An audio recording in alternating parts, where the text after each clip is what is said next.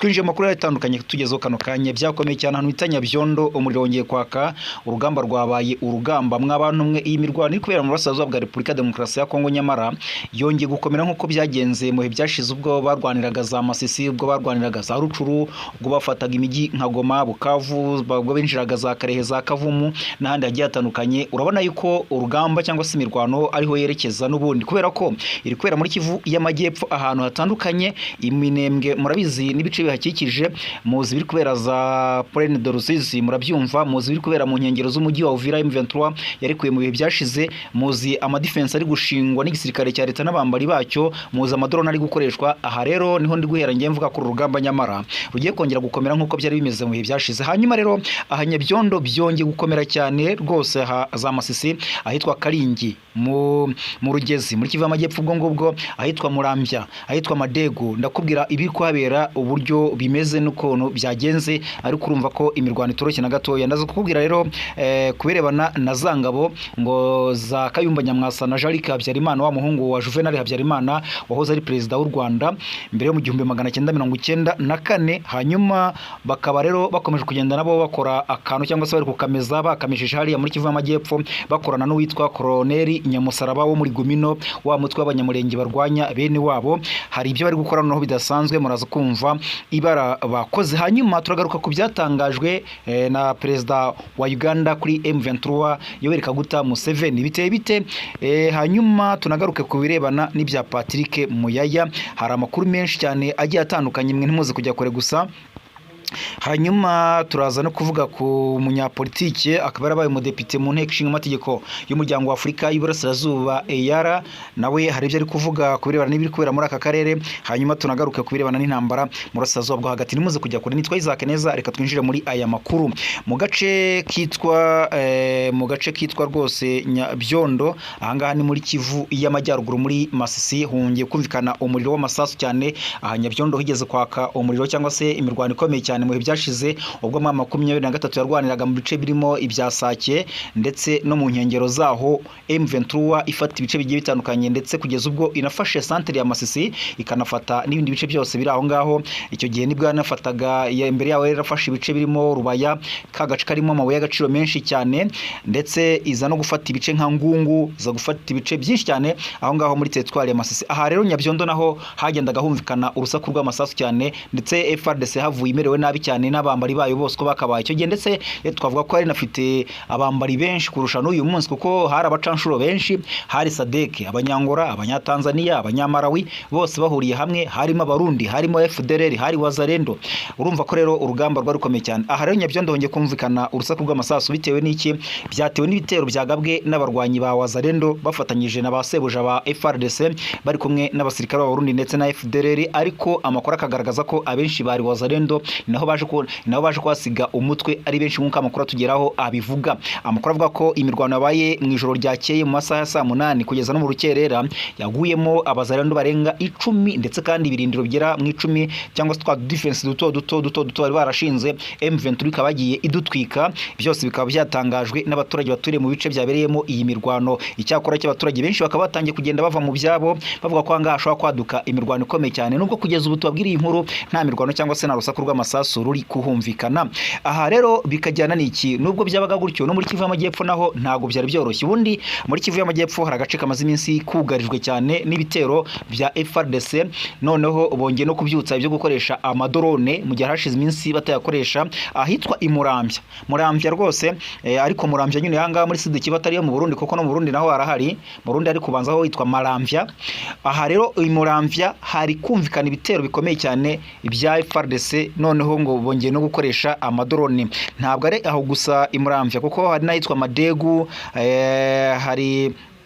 za Rugezi za Karingi hose bahasherinze baharasha ibisasu bikomeye cyane barasa ku bice birimo 23 ndetse natwirwaneho ariko ngo M23 nabwo natwirwaneho ndetse babashushubikanyije cyane kugeza ubwo iryo horo ryose ko ryakabaye baje gusubira inyuma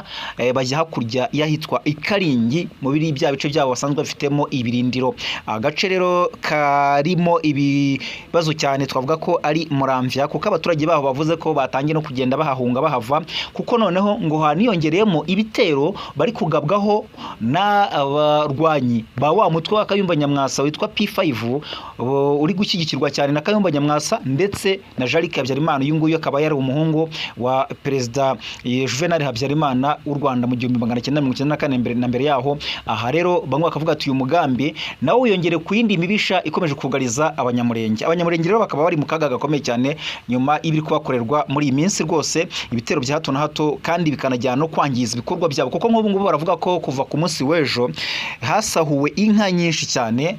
ziraribwa, izindi ziratwikwa, ndetse n'amazu arasenywa, basahurwa imyaka, ndetse hakaba harimo n'abaturage ngo bagiye bagirirwa nabi kugeza ubwo hafi yo kwicwa. Aha rero baravuga ko hari nk'inka z'uwitwa Vento, kugira ngo mve ko ibintu koko byanabaye. Izi nka z'uwitwa Vento zirenga 10, iz'uwitwa Rutinywa, iz'uwitwa Kigozi, abo bose basahuriwe amatungo ndetse andi aratwikwa, izindi ziraribwa, byose bikozwe n'uwo mutwe witwa P5 wa Kayumba Nyamwasa ndetse na Colonel Nyamusaraba wa wundi witwa Gumino.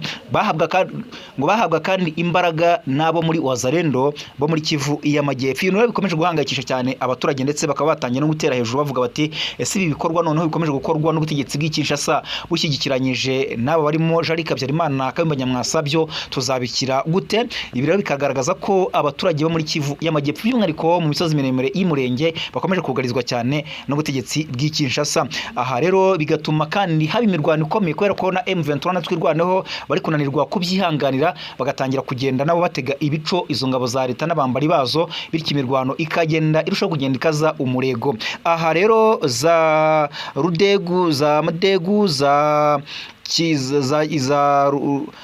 aha rwose za muri teritwari ya muri haza Karingi hakomeje kugenda humvikana imirwano ikomeye cyane rwose, ku buryo nkubwira ko ibintu biri kuhabera bitoroshye na gatoya. Biriyongera ku bibera za Mikenke, za Gakenke, hose ukumvikana ko ibintu bitoroshye, nta nubwo ariho gusa kuko no mu nkengero z'umujyi wa Uvira, za Mitamba, mu misozi miremire ya Mitamba, aho ngaho amasasu akomeza kugenda. Za Kabunambo, aha Kabunambo muzi byahaberaga mu minsi ishize, ariko n'ubu ngubu amakuru agaragaza ko hongeye kugenda humvikana amasasu. Biragaragaza ko rero imirwano yabaye imirwano muri Kivu y'Amajyepfo, ariko kandi ikaba yongeye no kubura muri Kivu y'Amajyaruguru ndetse no muri teritwari ya Karehe. Reka twongere twinjire mu makuru ya politike. Mu by'ukuri Museveni ni perezida wa Uganda, Yoweri Kaguta Museveni yatangaje ko amasezerano ya Washington nubwo ari meza ariko adashobora gukemura ibibazo byo muri Repubulika ya Demokarasi ya Kongo byose uko byakabaye, kubera ko ari byinshi cyane, ibishingiye ku mutekano ndetse n'iby'intambara ndetse n'amakimbirane agiye atandukanye. Akavuga ko rero amasezerano ahari hagati y'u Rwanda na Repubulika ya Demokarasi ya Kongo ya Washington DC ari meza, ashobora kujyanisha mu nzira nziza gukemura ikibazo cy'amakimbirane ahari by'umwihariko mu burasirazuba bwa Kongo, ndetse kandi umutekano nawo ukaba wagenda urushaho kugenda uza, ariko ko bitakemura ibibazo byose bihari, cyane ko hari ikibazo n'ubundi gisanzwe gihangayikishije cyane gihuza Repubulika ya Demokarasi ya Kongo na AFC M23, kandi ko icyo ngicyo gitandukanye n'amasezerano ya Washington, ko cyo kireba amasezerano ya Doha ndetse n'andi masezerano. Akavuga ko rero usibye n'ibyo ngibyo hari indi bibazo by'uruhuri Kongo isanzwe ifite. Hari umutekano muke mu ntara za Ituri, mu bice bya za Beni, hari umutekano muke mu ntara za Katanga, hari umutekano muke mu bice bigiye bitandukanye za Chopo, hose hari ibibazo bikomeye cyane bishingiye ku mitwe itwara gisirikare ihakorera cyangwa se igenda yica abaturage urusorongo umunsi ku munsi, nyamara ko byose bidashingiye ku masezerano ya Washington nubwo nayo ari meza. Bityo akavuga ko ibi ngibi bitakemura ikibazo, ahubwo ko hari ibindi bikomeza byakabaye byitabwaho n'amahanga cyangwa se n'abandi bari kureberera bino bibazo biri kubera muri Repubulika ya Demokarasi ya Kongo by'umwihariko mu burasirazuba, badashingiye gusa ku masezerano ya Washington. Avuga ko ari ikibazo kiri mu burasirazuba bwa Kongo cyangwa se n'ahandi hagiye hatandukanye atari cya M23, ahubwo hari n'ibindi byinshi bigomba gusuzumwa cyane cyane bishingiye ku butegetsi bw'Kinshasa muri rusange. Mu gihe tuvuga n'ibyo ngibyo kandi umunyamategeko wo muri Uganda, uyu nguyu yanabaye umudepite mu nteko ishinga amategeko y'umuryango wa Afurika y'Iburasirazuba izwi nka AR, yavuze ko rero mu gihe cyose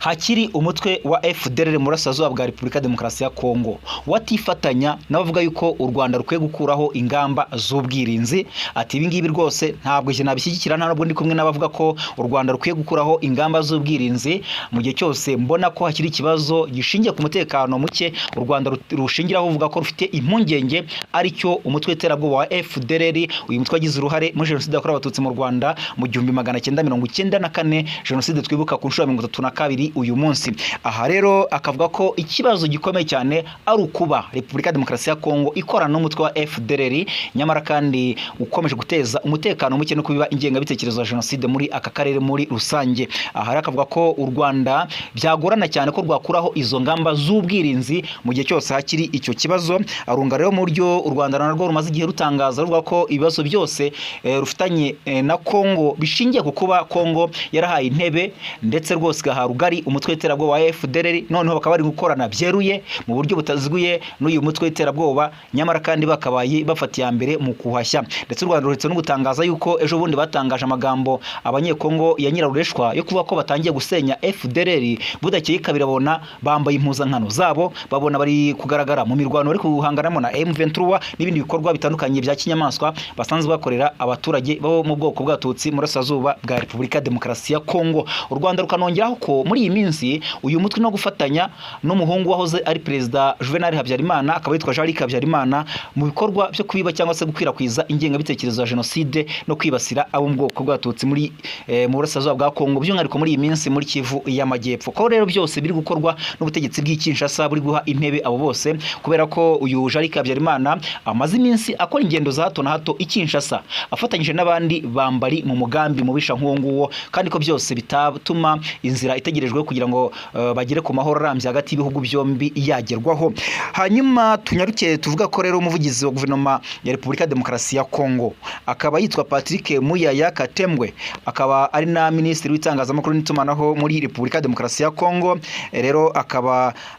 yagaragaje ko noneho atagifite kwihishira mu gushyigikira no kuvugira umutwe w'iterabwoba wa FDLR n'umuryango wa Juvenal Habyarimana wayoboye u Rwanda kuva mu 1973 kugeza mu 1994, tariki ya 7 Mata 2026. U Rwanda rwatangiye ibikorwa byo kwibuka ku nshuro ya 32 jenoside yakorewe Abatutsi mu 1994 yateguwe n'ubutegetsi bwa Habyarimana. Ibihugu byinshi byifatanyije narwo bikaba biri kwifatanya narwo muri ibi bihe, ariko Repubulika Demokarasi ya Kongo yo yatangiye ibikorwa byo kwipfobya no gusingiza abayikoze. Amakuru rero ayizewe ikinyamakuru igihe kivuga ko gifite aravuga ko umuhungu wa Habyarimana witwa Jean-Luc Habyarimana yagiriye ingendo Kinshasa, yakirwa nk'umunyacyubahiro udasanzwe rwose, aganira nabo muri leta ya Kongo ku buryo bakwifatanya mu kurwanya ubutegetsi bw'u Rwanda. Perezida wa Repubulika Demokarasi ya Kongo Felix Antoine Tshisekedi Chilombo afite rero umushinga wo kuvugurura umutwe wa FDLR, hanyuma akaba yawushyira ku buryo wagira imbaraga zatuma ugera ku ntego n'umugambi wawo wo guhungabanya umutekano w'u Rwanda no gukuraho ubutegetsi bw'u Rwanda nk'uko babitangaza. Ashaka ko Jean-Luc Habyarimana abo umuyobozi wawo noneho mu buryo bwisumbuyeho abandi bayobozi, undi muyobozi akaba yavanwaho. Byose rero bikiyongera ku bufatanye bumaze igihe hagati y'ingabo za Repubulika Demokarasi ya Kongo, abo muri leta y'iki gihugu n'umutwe w'iterabwoba wa FDLR, bwakomeye mu gihe impande zombi zatangiraga kwifatanya mu rugamba rwo kurwanya ihuriro Alliance Fleuve Congo M23 cyangwa se AFC M23 rigenzura ibice byinshi cyane mu ntara Kivu y'Amajyaruguru n'intara Kivu y'Amajyepfo. By'umwihariko bagenzura imijyi ikomeye muri izi ntara, umujyi wa Goma, umujyi wa Bukavu, ndetse bakaba bari banagenzuye umujyi wa Uvira barikuye muri iyi minsi. Aha rero Muyaya yifashishije ibihe byo kwibuka jenoside mu gushinja abayikorewe mu guhungabanya umutekano wa Repubulika Demokarasi ya Kongo, ahavuga ko ngo bitwaza umutwe wa FDLR n'ingengabitekerezo yawo ya jenoside. Muyaya yagerageje kweza Jean-Luc watangaje tariki 26 Werurwe 2026 kafite uburenganzira bwo kujya Kinshasa agahura nabo ashaka bose, agaragaza ko ari umuntu utagize icyo atwaye kuko ngo so murwanyi. Rero ntabwo yagarukiye aho gusa, kubera ko Muyaya yavuze ko Jarike n'abandi bafatanyabikorwa b'abanyarwanda ari inshuti zagiye i Kinshasa gushaka amahoro kandi ngo zifuza ko u Rwanda na Kongo bigira umubano mwiza. We niko yatangaje mu ijoro rya tariki 6 Mata 1994 indege yari itwaye Habyarimana na Cyprien Ntaryamira wayoboraga u Burundi yarashwe ubwo yasatiraga ikibuga cy'indege cya Kigali bavuye yarusha muri Tanzania mu biganiro by'amahoro. Abapfobya jenoside bagaragaza ko ihanurwa ry'indege ariyo ryateye ibi bihe by'icuraburindi jenoside yakorewe abatutsi, ariko ibimenyetso by'amateka bigaragaza ko jenoside yateguwe igihe kirekire n'ubutegetsi bwa Habyarimana, kuko mbere yaho abatutsi bari basirwaga hagurwa intwaro zigezweho na gakondo zo kubarimbura. Amakuru ava mu nzego zirimo iz'ubutegetsi ndetse n'iz'ubutasi yemeza ko ubw'indege ya Habyarimana yahanurwaga ubutegetsi bwe bwari bwaramaze gukora urutonde rw'abatutsi bagombaga kwicwa guhera ku baturanyi be i Kanombe, kandi barishwe koko guhera tariki ya 7 Mata 1994. Muri iki gihe umuryango mpuzamahanga wibutswa gukurikirana abarenga 1000 bakoze jenoside bihisha ubutabera mu bihugu bitandukanye birimo Repubulika Demokarasi ya Kongo no guhana abahakana n'abapfobya aya mateka. Muyaya we rero imiryango ya Habyarimana na Ntaryamira nayo ikwiye guhabwa ubutabera. Icyo Muyaya yirengagiza nuko bamwe mu bakorana na leta ya Kongo barimo abahoze ari abayobozi mu ngabo zatsinzwe Exfar aribo bahanuye indege yari itwaye Habyarimana na Ntaryamira nk'uko iperereza ryabigaragaje. Iri perereza ryayobowe n'abacamanza b'Abafaransa Marc Televidic na Nathalie Pou muri 2012 byagaragaje ko ibisasu byahanuye iyi ndege byaturutse mu kigo cya gisirikare cya Kanombe, hanyuma kandi birazwe ko cyabagamo abasirikare ba Exfar. Ngibyo rero uko byatangajwe n'ikinyamakuru Igihe dukesha iyi nkuru. Mu gihe rero mu burasirazuba bwo hagati muri Middle East nyine intambara ikomeje kugenda ica ibintu hagati ya Israel ndetse na Iran. Intambara rwose ikomeje kugenda izamo amacenga menshi cyane, ukumva Amerika iratangaje ngo hari akahenge k'ibyumweru 2 nyamara igatangira kurasa ibisasu bikomeye cyane hariya Tehran, ukumva Israel iratangaje ngo tugiye guhagarika intambara, burya ukumva yateye ibisasu za Lebanon igambiriye abahuti ndetse igambiriye na Hezbollah aho ngaho za Yemen n'ahandi hagiye hatandukanye, ukumva Iran nayo iratangaje iti rwose natwe turemera ko twaganira bwacyo, ukumva yagabye ibitero Jerusalem, ukumva yagabye ibitero Haifa, ukumva yagabye ibitero mu mijyi itandukanye Tel Aviv. Urumva ko intambara ikomeje kugenda izana ibibazo bikomeye cyane. Agahenge rero Leta Zunze Ubumwe za Amerika zazemeranyijeho na Iran kajemo kidobya biturutse ku bitero Israel yagabye muri Liban bikagwamo abarenga 250. Urumva ko bikomeye cyane. Mu rukerera rwo ku wa gatatu tariki ya 8 Mata 2026 ubundi nibwo perezida wa Amerika Trump yatangaje ko bemeranyije ko Iran bagomba kugirana ibiganiro byo guhagarika imirwano mu gihe cy'ibyumweru bigera kuri 2. Iran nayo yari yemeye ko igomba gufungura inzira ya Hormuz yanyuzwamo 20% by'ibikomoka kuri peteroli bijya hirya no hino kuri iyi si. Nyuma y'amasaha make rero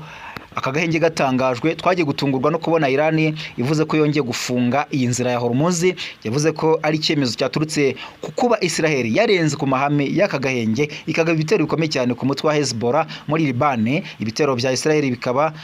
kuri Hezbollah isanzwe iterwa inkunga na Iran byahitanye abarenga 250, bikomerekeramo abantu benshi kuko abarenga 900 bavuga ko bakomeretse, ndetse hakomeje kugenda habarurwa n'abandi bagiye batandukanye. Minisitiri w'Intebe wa Israel Benjamin Netanyahu akaba yahise atangaza ko ibijyanye n'agahenge bitareba ibitero by'iki gihugu cye kuri Hezbollah. Bati twebwe amasezerano y'agahenge arareba igihugu cya Israel na Iran, ariko Hezbollah ntabwo irimo, tugomba kuyirasa bikomeye cyane. Ne mu gihe rero Iran ivuga ko ari imwe mu ngingo zari zemeranyijweho. Vice President wa Leta Zunze Ubumwe za Amerika yitwa Vance yavuze ko ubwo bwemeranywa ku gahenge Iran yari yasabye ko Israel ihagarika n'ibitero kuri Hezbollah, ariko ko yabyihindutse. Gusa iyi ngingo ntabwo yemejwe. Ati niba Iran ishaka ko ibi biganiro biteshwa agaciro bitageze ku ntego mu ntambara ikomeje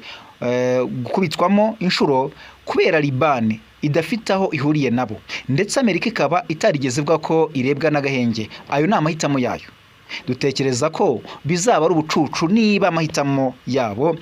Pakistani niba amahitamo yabo. Gusa Pakistani nk'umuhuza yo yitangaza ko Libani yarebwaga n'ibijyanye n'aka gahenge. Mu gihe agahenge kari katangiye kubahirizwa, Iran yari yarekuye ubwato butatu butwaye ibikomoka kuri peteroli, burimo bubiri bwayo n'ubwato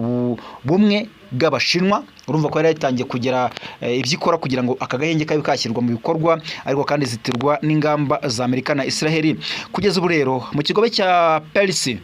habarizwa ubwato hafi 500 butegereje guhabwa inzira ngo buce mu muhora wa Hormuz. Ibintu rero byongeye kuzamba cyane hagati ya Iran na Amerika, mu gihe kuri uyu wa gatandatu rwose tariki 11 Mata 2026 Islamabad muri Pakistani hategerejwe ibiganiro biza guhuza impande zombi kugira ngo arebe icyakorwa abantu babe babona agahenge bahumeke. Intumwa za Amerika ziraza kuba ziyobowe na Vice President JD Vance. Reka mbashimire cyane, mukomeze kugira ibihe byiza, mukomeze gukanda subscribe, mukanda like, mukanda share, muduhe comment. Mugire ibihe byiza mwebwe mwese mukurikiye kandi mukunda amakuru tubageza.